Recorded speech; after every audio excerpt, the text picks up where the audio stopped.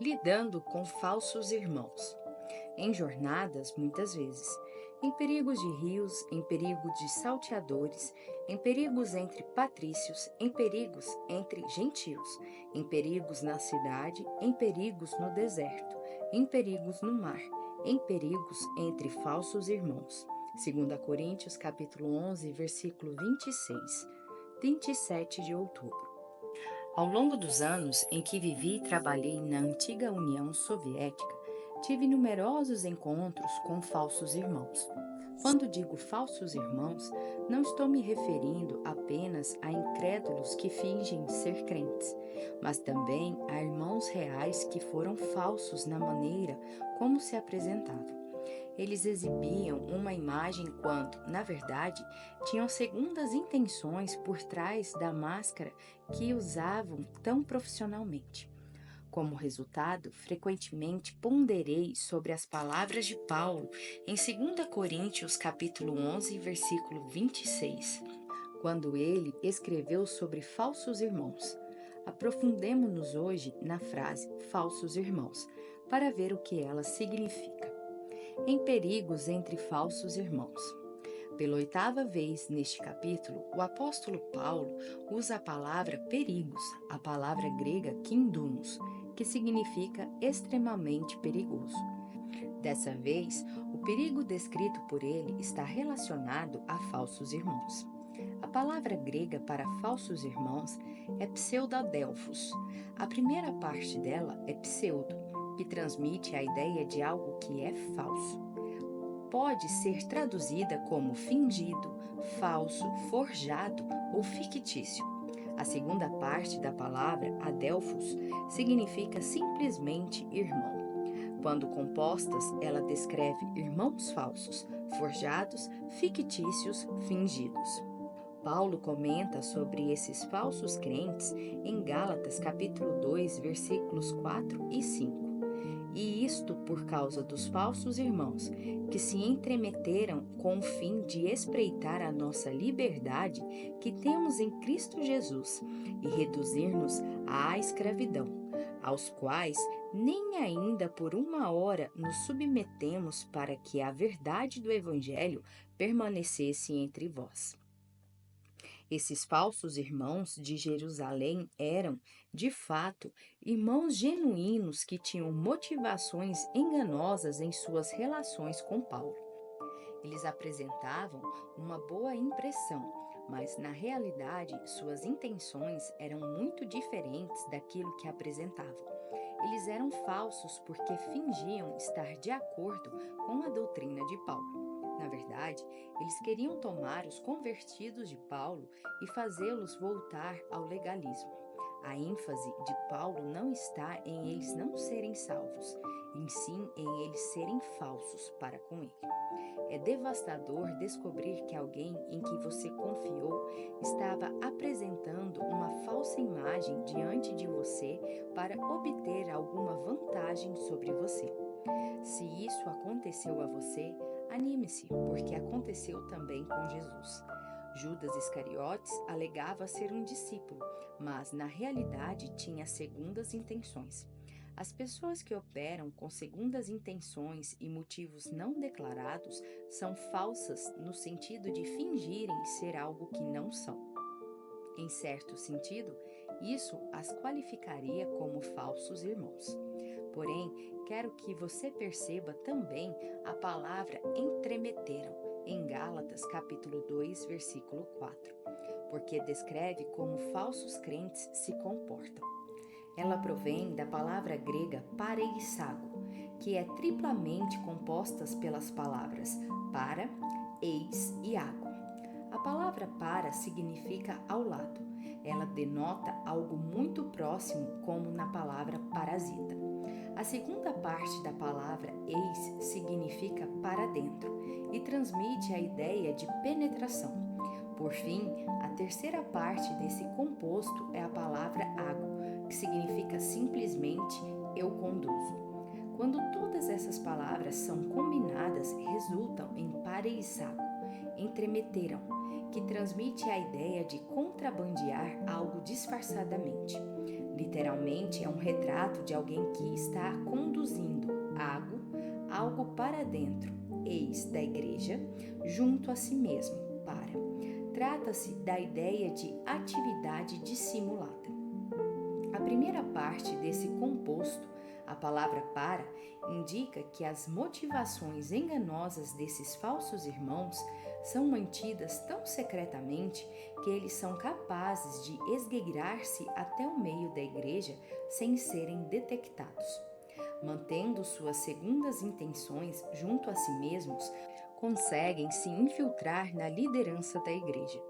Ao obterem posição dentro de um grupo específico, começam seu trabalho destrutivo a partir das entranhas da própria igreja.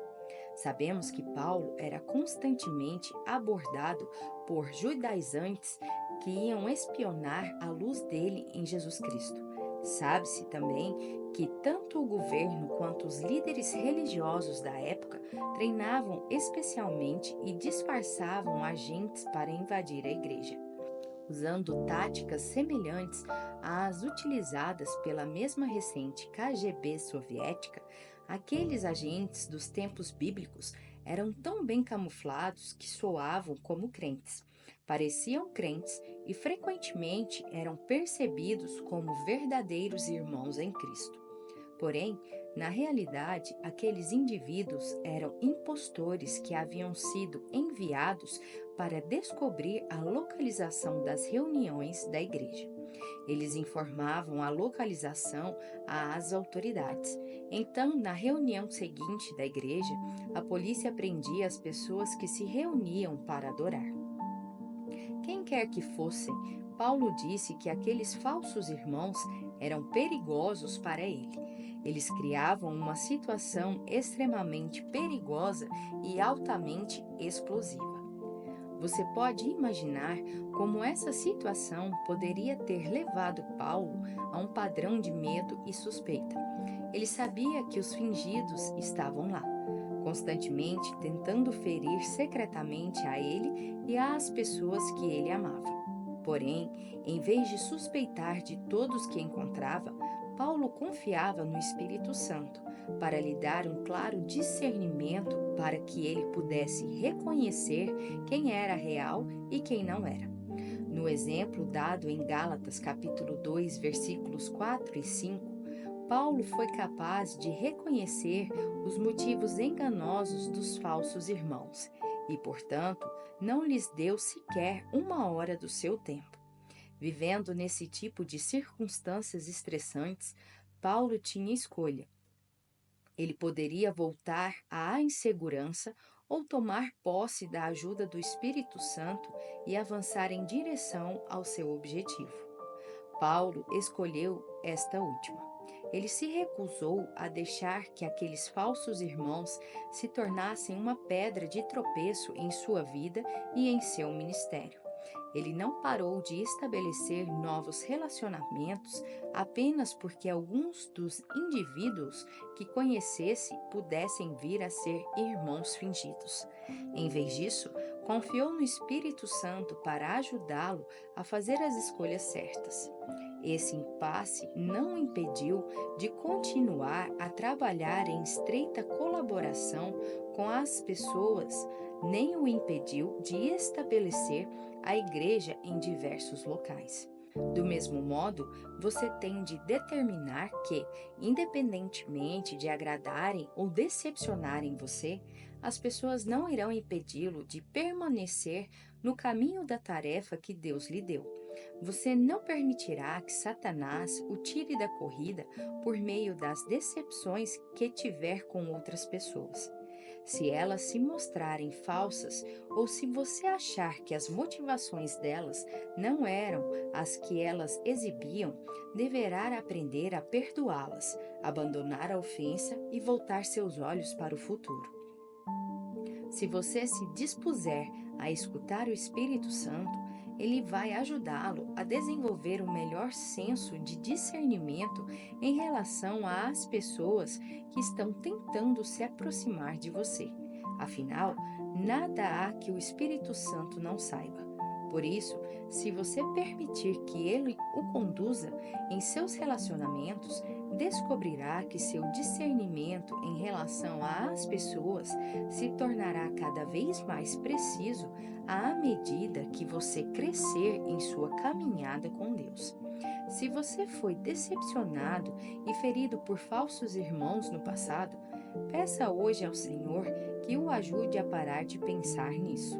Permita que o Senhor cure o seu coração, escolhendo perdoar aquela pessoa que o enganou e volte ao caminho em direção ao destino de Deus para a sua vida. Ouça esta oração e veja se ela se encaixa em sua vida. Senhor, admito ter sido enganado por certas pessoas em várias ocasiões.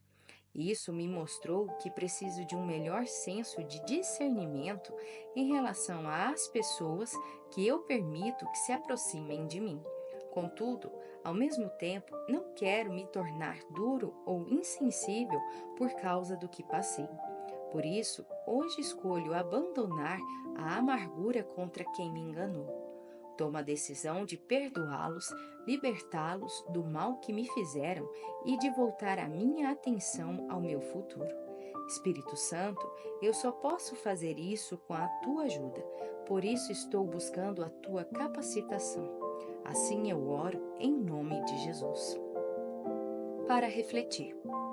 Quantas vezes você foi levado a pensar erroneamente que alguém era seu amigo e essa pessoa acabou sendo mais para inimigo?